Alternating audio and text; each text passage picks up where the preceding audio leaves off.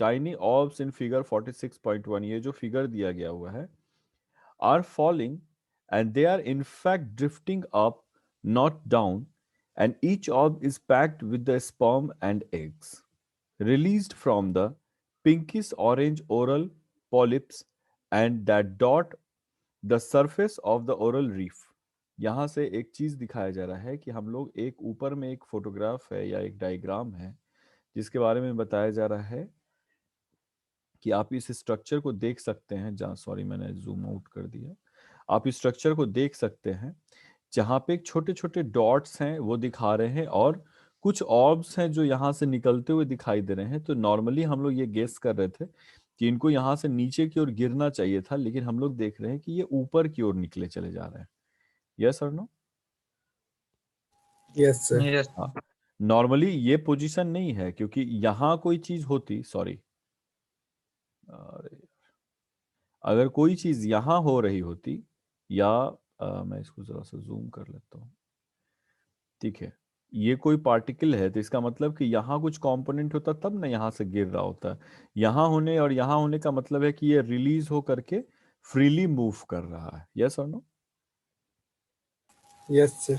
Yes sir. Yes sir. थोड़ा सा texture है इंग्लिश का, कैम्बल पढ़िएगा तो एनसीईआरटी से, हालांकि अभिनव का तो ग्रेड ए इंग्लिश है अभिनव का, इसलिए उसको थोड़ा सा लगेगा कि इससे ऐसा इंग्लिश हम लोग पढ़ चुके हुए हैं, लेकिन ठीक है। Release from the pinkish orange corals, तो ये पिंकिश ऑरेंज कोरल्स हैं जहां से निकलते हुए दिखाई दे रहे हैं। और ये एक्चुअली क्या है, ये आपके जो है वो packed with sperm and eggs हैं। They are release from the pinkish orange coral polyps and do not dot the surface of the oral reef.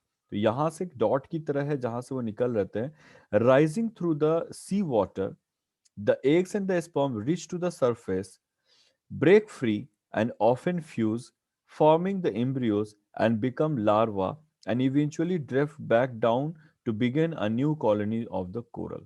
तो ये जो स्ट्रक्चर आप देख रहे हैं ये एक्चुअली में एक कोरल का स्ट्रक्चर है जो समुद्र के अंदर में पाए जा रहे होते हैं। और यहाँ से आप जो डॉट्स डॉट्स देख रहे हैं ये पैक्ड स्पर्म और एग्स होते हैं जो कोरल से निकल करके समुद्र के सरफेस पे आ रहे होते हैं। वहां पे वो ये फ्यूज करके जाइगोट बनाएंगे, या तो वो वहीं से नए सेल का सिंथेसिस करना स्टार्ट कर देते हैं या फिर वो वापस से नीचे आते हैं समुद्र तल में, समुद्र तल से अटैच करने के बाद में एक नए कोरल का स्टार्ट कर देते हैं लाइफ को। यस और no? Yes sir. Yes sir. This is just one discussion related to your corals. As human, हम लोग एक इंसान के तौर पे क्या सोचते हैं सेक्सुअल रिप्रोडक्शन या रिप्रोडक्शन को? As humans we tend to think of the reproduction in terms of mating of male and female gametes, यानी कि गैमेट्स नहीं, मेल एंड फीमेल, यानी कि दो पर्सन का रिक्वायरमेंट है। अगर आप रिप्रोडक्शन की बात कर रहे हैं तो आपके पास में दो पर्सन का रिक्वायरमेंट होता है, एक मेल जिसको हम लोग इस साइन से दिखाते हैं और एक होती है फीमेल जिसको हम इस साइन से दिखाते हैं। ठीक है, सर्कल इंडिविजुअलिटी को दिखाता है, अगर एरो लगा है तो वो मेल है, और लंबा और क्रॉस किया हुआ होता है तो वो फीमेल होती हैं। तो हम लोग हमेशा ये सोचते हैं कि रिप्रोडक्शन के लिए मेल्स एंड मेल्स की जरूरत होती है। Animal reproduction however takes many forms, animal reproduction में कई अलग अलग तरह के फॉर्म्स होते हैं। And there are species that can reproduce without any form of sex और species in which the individuals change sex during the lifetime. तो एनिमल्स में अगर आप ह्यूमंस को छोड़ दें तो कई ऐसे फॉर्म्स है, जैसे फ्रॉग का बात करते हैं तो फ्रॉग में क्या होता है कि जो फर्टिलाइजेशन है वो सेक्स के थ्रू नहीं हो रहा होता है, बल्कि इनका जो फीमेल होती हैं वो अपने एग को अपने बॉडी से बाहर निकालती हैं और मेल गैमेट जो है वो उससे रिएक्ट करता है। जो नॉर्मल कॉन्सेप्ट है रिप्रोडक्शन का वो उससे कंप्लीटली अलग होते हैं। साथ ही साथ में हम ह्यूमंस ये सोचते हैं कि अगर हमारा जन्म जो है या हमारा बर्थ जो है वो एज अ मेल हुआ है तो हम throughout the life male ही रहेंगे, और जो फीमेल है वो throughout the life female ही रहेंगी। यस और no? Yes yes sir. Sir. ठीक है, यस सर। लेकिन कई स्पीसीज ऐसी हैं जो अपने लाइफ टाइम में अपना सेक्स या ये कहो कि अपना जेंडर जो होती हैं वो चेंज कर रहे होते हैं, कई सारे स्पीसीज होते हैं ऐसे। So there are also the species including the certain corals in which the individuals have both male and female organ. तो कोरल्स भी एक एग्जांपल है जिसमें एक ही ऑर्गेनिज्म के अंदर में मेल और फीमेल दोनों ही ऑर्गन जो है एक ही ऑर्गेनिज्म के अंदर में पाए जा रहे होते हैं। सेम चीज प्लांट्स के भी केस में होता है, यस और नो? Yes sir. ठीक है, प्लांट्स में भी एंड्रोसियम और जाइनोसियम जो है वो क्या नाम है, एंथर और स्टिग्मा कई बार ऐसे होते हैं, बाइसेक्सुअल जो फ्लावर्स होते हैं उनमें क्या होता है, एंथर और स्टिग्मा एक ही प्लांट में पाया जाता है और वो सेल्फ पॉलिनेशन कर रहे होते हैं, यस और नो? Yes, sir. ठीक है, so this is what is happening, the range of the reproduction in different organisms, ये यहाँ पे डिस्कस किया गया है। some of the social insects such as the honey bees display further variations। honey bee जो है उनमें और भी ज्यादा variations क्या हो रहे होते हैं, किस तरीके से, the reproduction involving only a few individuals in a large population, उसमें क्या होते हैं, हनी बी का स्टेराइल, इसको कहा जाता है स्टेराइल पॉपुलेशन। हनी बी में क्या होते हैं कि मान लो, अगर एक समझाने के लिए सिर्फ मैं बता रहा हूं कि मान लो अगर 10 हनी बी है ना, तो उसमें से एक हनी बी जो होते हैं या 20, सॉरी 2 हनी बी जो होते हैं सिर्फ वही रिप्रोडक्शन कर रहे होते हैं, बाकी 8 जो हैं वो स्टेराइल होते हैं। स्टेराइल, उनके अंदर में जेनेटिक चेंजेस आता है और वो फर्दर फिर से पॉपुलेशन इंक्रीज करने में कोई भी कंट्रीब्यूशन नहीं करता है। और सिर्फ छोटा सा एक पॉपुलेशन होता है, सिर्फ वही अपने पॉपुलेशन को इंक्रीज, छोटा सा एक ये है हनी बीज का एक ग्रुप होता है, सिर्फ वही। आपने ये क्वीन हनी बी का नाम सुना होगा? Yes sir. ठीक है, Yes, sir. उस पॉपुलेशन में भी जो मेल और फीमेल हैं उनका रेशियो सेम नहीं होता है, इसलिए क्वीन हनी बी जो होते हैं उसके आसपास में जो लेबर वाले हनी बी होते हैं, यानी जो स्टेराइल हैं, वो लोग क्या करते हैं कि एक कॉम्ब बनाते हैं, उसके अंदर में क्वीन हनी बी को रखा जाता है और चारों तरफ से जो आपके ये स्टेराइल हनी बी हैं जो पॉपुलेशन इंक्रीज नहीं कर रहे हैं, वो क्या करते हैं, नेक्टर को कलेक्ट कर करके, मध को, या आप नेक्टर भी बोल सकते हैं, जो फूल से जो रस निकलता है उसको नेक्टर बोला जाता है। तो नेक्टर को कलेक्ट कर करके हनी कॉम्ब में ला करके जमा करते हैं और उसमें से कुछ पॉपुलेशन में से कुछ ही हनी बी है जो क्वीन से मेटिंग कर सकता है और फर्दर पॉपुलेशन को इंक्रीज कर सकता है। ठीक है, यस सर। ठीक है, तो एक Yes, यहां sir. से ह्यूमन से लेकर के एनिमल रिप्रोडक्शन से लेकर के, जिसमें यह बताया गया है कि कुछ फॉर्म ऑफ रिप्रोडक्शन है जो विदाउट सेक्स होते हैं, कुछ फॉर्म ऐसे होते हैं जिसमें इंडिविजुअल अपना sex during the life time change करते रहता है, कभी वो मेल है कभी वो फीमेल है। कुछ कोरल्स ऐसे भी हैं जिसमें मेल और फीमेल दोनों, एनिमल्स के बात कर रहे हैं, प्लांट का तो हम जिक्र ही नहीं कर रहे हैं यहाँ पे, जिसमें मेल और फीमेल गैमिट्स जो है वो एक ही ऑर्गेन्स जो है वो एक ही ऑर्गेनिज्म में पाया जा रहा है। जनरली एनिमल्स में ऐसा नहीं होता है। कुछ सेसियल इंसेक्ट्स के बारे में बताया गया कि एक बहुत छोटा, ठीक है, सो एक such honey bee display of further variation the reproduction involving only a few individual. तो उसके टोटल पॉपुलेशन का बहुत छोटा सा एक पॉपुलेशन है जो रिप्रोडक्शन करने के लिए कैपेबल होता है, अदरवाइज उनमें जनरल रिप्रोडक्शन नहीं हो पाता है। The population outlive there members.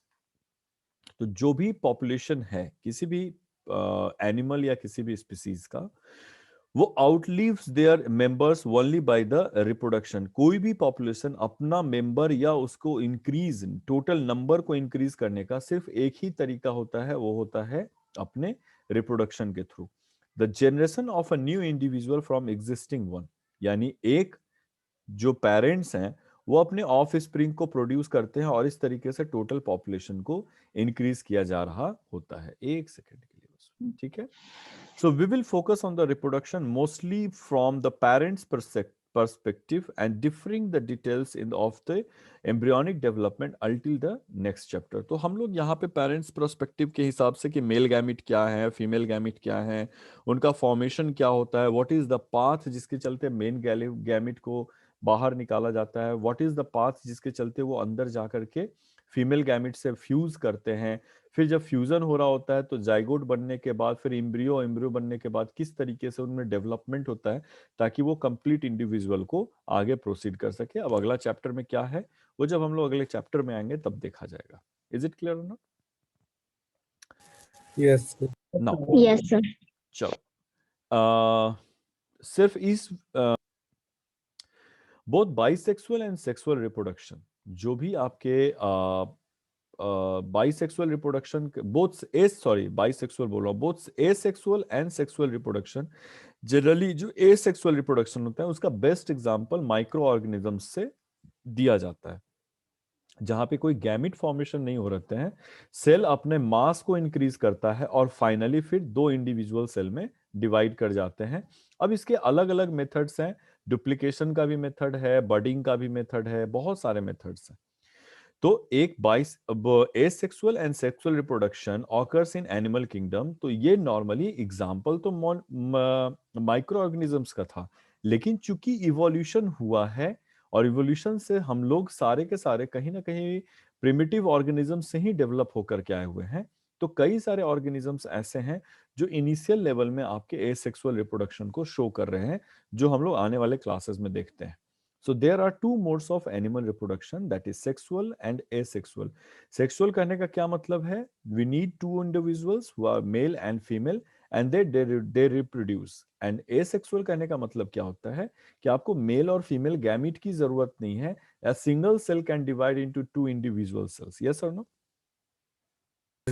Yes. Yes, sir. ठीक है। Yes, main sir. Main total genetics का असर होता है कि दोनों में जीन का ट्रांसफर कैसे हो रहा होता है, हम लोग आगे पढ़ेंगे तो इसमें और अच्छे से समझ में आएगा। In sexual reproduction the fusion of a haploid gamete forms a diploid cell, यानी कि सेक्सुअल रिप्रोडक्शन में हाफ सेट ऑफ क्रोमोसोम्स होते हैं जो वापस से फ्यूज करके डिप्लॉइड सेट ऑफ क्रोमोसोम्स को तैयारी करता है। यस और नो? यानी कि अगर 23 पेयर या 46 क्रोमोसोम्स हमारे अंदर हैं, तो जो हमारा गैमीट होता है उसमें 23 ही क्रोमोसोम पाए जाते हैं, और जब वो फ्यूज करके इंडिविजुअल बनाते हैं तो वापस से 23 पेयर्स समझ में आएगा, या 46 Sir. ये वापस से Yes. तैयार कर देता है। तो Yes, sir. सेक्सुअल और एसेक्सुअल रिप्रोडक्शन में सबसे बड़ा डिफरेंस है, अगर आप मतलब जनरल टर्म में अगर आपसे कोई पूछ दे कि what is the difference between asexual and sexual reproduction, तो आप एक बात ध्यान से बताइएगा कि in asexual reproduction reductive cell division takes place in which the chromosomes number gets half in their gametes, and by the fusion of these haploid gametes, N and N, they produce a diploid cell. Yes or no? Yes. Yes, sir. And that particular Yes, sir. diploid cell is called zygote. एक term और हम लोगों को मिला, ठीक है? Yes or no? Yes, sir. Recording now. So asexual reproduction यहां से स्टार्ट करें। एसेक्सुअल रिप्रोडक्शन में किसी भी तरीके का गैमिट का फ्यूजन नहीं होता है, मेल और फीमेल गैमिट का, और जनरली जो सेल्स होते हैं वो आपके माइटोटिक टाइप के सेल डिवीजन को फॉलो करते हैं, जिसमें मैंने बताया कि अगर आप बैक्टीरिया का एग्जांपल लेते हैं तो रिप्रोडक्शन के जस्ट पहले बैक्टीरिया क्या करते हैं, रेप्लिकेट करके और अपने जीनोम को डबल कर लेते हैं, ठीक है, और फिर जैसे ही सेल डिवीजन होता है और डबल को इक्वली डिवाइड करके 2n और 2n को वापस से यानी 4n करेंगे और वापस से 2n और 2n में डिवाइड कर लेते हैं। हालांकि माइटोटिक सेल डिवीजन नॉर्मली इसमें भी होते हैं, सेक्सुअल रिप्रोडक्शन में भी, लेकिन जो बेसिक डिफरेंस है गैमिट सिंथेसिस करने का और यहाँ गैमिट का सिंथेसिस नहीं होने का, इससे रेफरेंस में अगर आप देखिए तो sexual reproduction mitotic cell division को फॉलो करता है, जबकि एसेक्सुअल रिप्रोडक्शन जो है मियोटिक को करता है, जबकि एसेक्सुअल रिप्रोडक्शन जो होता है वो माइटोटिक सेल डिवीजन को फॉलो करता है। यस और नो? Yes, sir. ठीक है, Yes, sir. Yes, sir. अब आ जाइए, कंटिन्यू रखें। Yes, sir. Yes, बिल्कुल sir. बिल्कुल बिल्कुल बिल्कुल बिल्कुल। इसलिए कम से कम आज जो है मैकेनिज्म ऑफ एसेक्सुअल रिप्रोडक्शन जो है, ये नीचे क्यों नहीं जा रहा? Yes, mechanism of asexual reproduction आज कंप्लीट कीजिए, फिर वेरिएशन इन सेक्सुअल रिप्रोडक्शन फिर हम लोग उसको कंटिन्यू करेंगे। Among the animals several simple forms of Among the animals, several simple forms of asexual reproduction are found exclusively in invertebrates.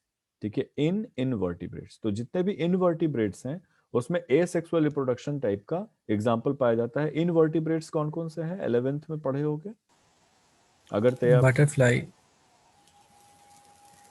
Example कैसे होता है, इनवर्टिब्रेट को कैसे पहचानोगे कि कोई भी ऑर्गेनिज्म वर्टिब्रेट है या इनवर्टिब्रेट है? सब एब्सेंस ऑफ स्पाइनल कॉर्ड। बहुत अच्छा। सो जितने भी ऑर्गेनिजम्स जिसमें एब्सेंस ऑफ स्पाइनल कॉर्ड या vertebral column, not spinal cord बोलो, स्पाइनल कॉर्ड सब में होता है, वर्टिबल कॉलम अगर किसमें है किसमें नहीं है उसके हिसाब से। स्पाइनल कॉर्ड और वर्टिबल कॉलम का मतलब समझते हो? Yes sir. Vertebral Yes, sir. Column bone हो गया और स्पाइनल अच्छा। कॉर्ड जो होता है वो नर्व्स होते हैं। Yes, sir. ठीक है, तो नर्व्स तो सब में पाया जाएगा, ठीक है, सिर्फ वर्टिबल कॉलम नहीं होता है, जो बोन होता है रीढ़ की हड्डी का वो नहीं पाया जाता है। One of this is budding in which the new individual arise from outgrowth of a existing once.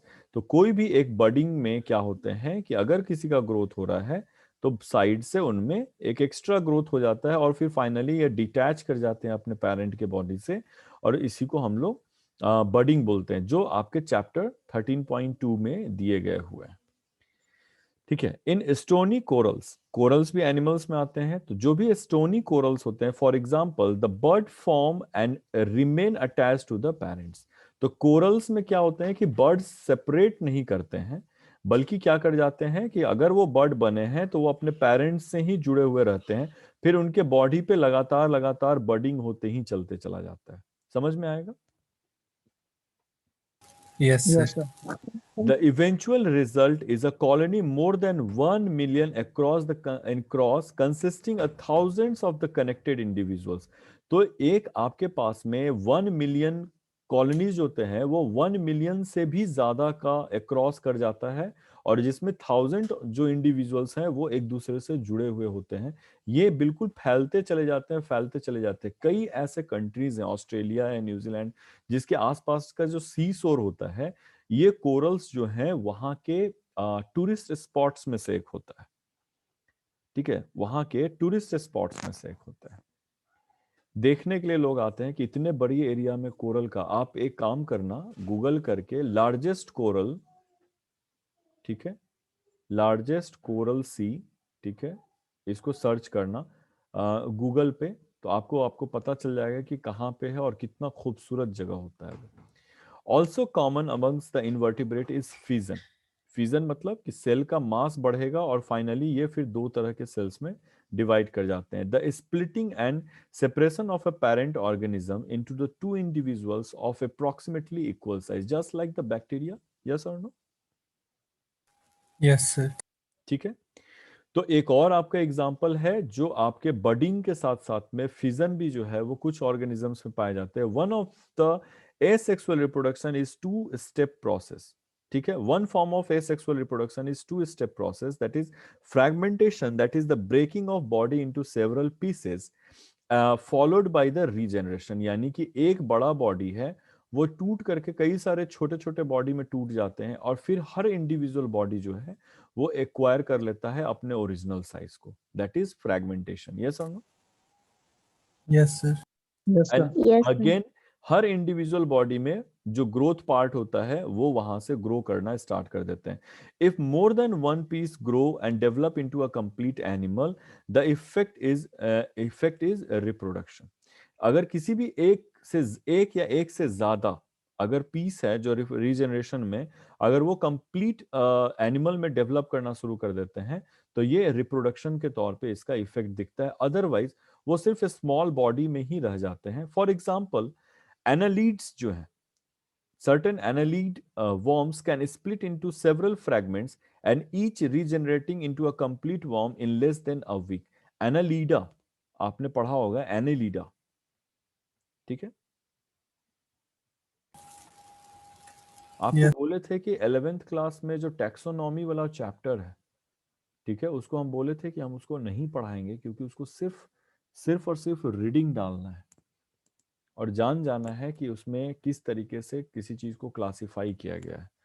ठीक है, एनालिडा को भी सर्च करोगे, कोरल हो गया और एनालिडा, दो चीज हुआ। Yes, sir. ठीक है, Yes, sir. इस दोनों का डायग्राम या फोटोग्राफ मेरे पे इंडिविजुअली पोस्ट करोगे कि, और इसके बारे में लगभग लगभग आधा पैराग्राफ ड्रॉ करोगे, लिखोगे। ठीक है, हो Yes, जाएगा। sir. ओके, ये जो एनालिडा है या एनालिड्स हैं वो कई सारे फ्रैगमेंट में टूट जाते हैं और फिर हर फ्रैगमेंट लगभग लेस देन 2 वीक में कंप्लीट वॉर्म के तौर पे डेवलप करना शुरू कर देते हैं। कुछ एग्जांपल ऑफ एनालिड है उसको खोज लीजिएगा।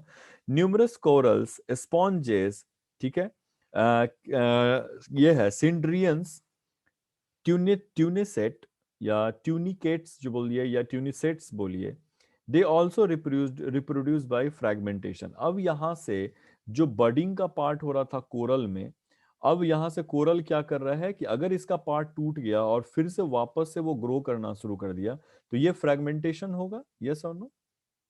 Yes, sir. Yes, So sir. you can see that the process of asexual reproduction is only happening in the lower eukaryotic cells. Yes or no? Yes, sir. ठीक है, Yes, sir. so asexual reproduction is not a phenomena of a higher eukaryotes which are capable of producing your gametes. It is the only feature of lower eukaryotes which have evolved from the microscopic world to the eukaryotic world. जो एक microscopic world से eukaryotic world में सिर्फ आए हुए होते हैं, ये सारे के सारे जो हैं वो वहीं पे आपके दिखाई दे रहे होते हैं। जो हायर यूकैरियोट्स होते हैं जैसे प्लांट्स और एनिमल्स हैं, वहां पे नॉर्मली एसेक्सुअल रिप्रोडक्शन बहुत कम पाया जाता है, लगभग नहीं ही पाया जाता है।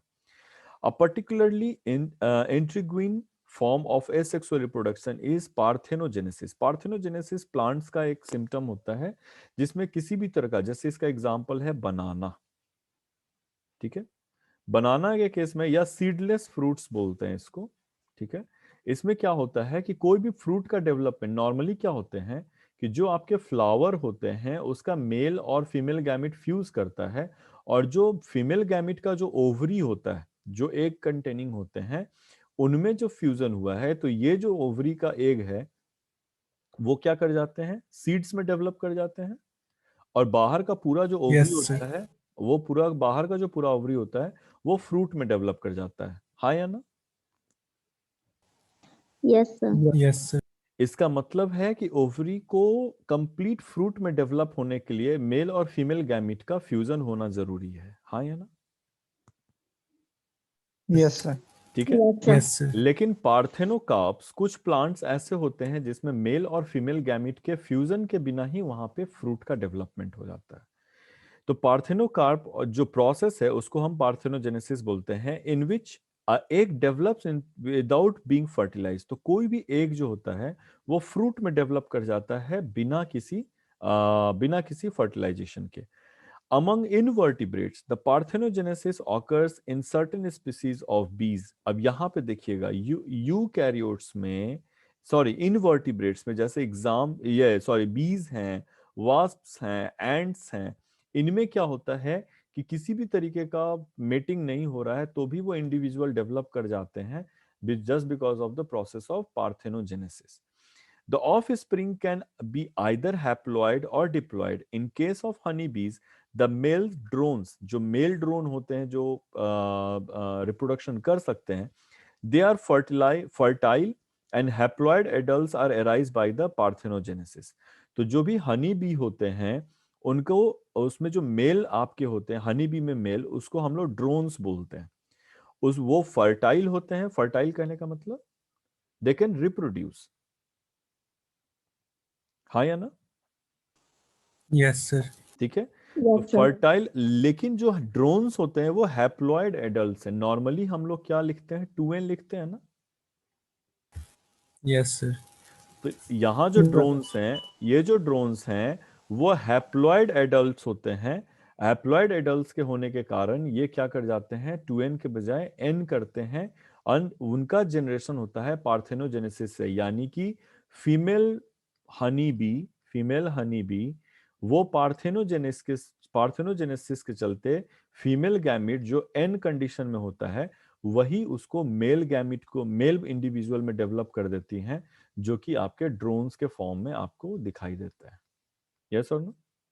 यानी फिर से एक बार कि Yes. मधुमक्खी जो फीमेल है उसमें पार्थेनोजेनेसिस होता है, यानी कोई फ्यूजन नहीं हुआ, तो एन कंडीशन ही क्रोमोसोम उसके पास रह गया गैमेट में। यस और नो? Sir. Yes, sir. और ये अगर Yes, sir. एंड कंडीशन का गैमेट अगर फिर से मेल डेवलपमेंट कर रहा है, तो मेल के अंदर का जितना भी सेल होगा उसमें तो 2n होगा ही नहीं ना, वो तो सिर्फ n ही कंटेनिंग होंगे। Yes, sir. ठीक है। तो Yes. जो Yes, हाँ, sir. तो फर्टाइल हैप्लॉइड एडल्ट जिसको हम ड्रोन बोलते हैं, वो पार्थिनोजेनेसिस से उनका मतलब जन्म हुआ होता है।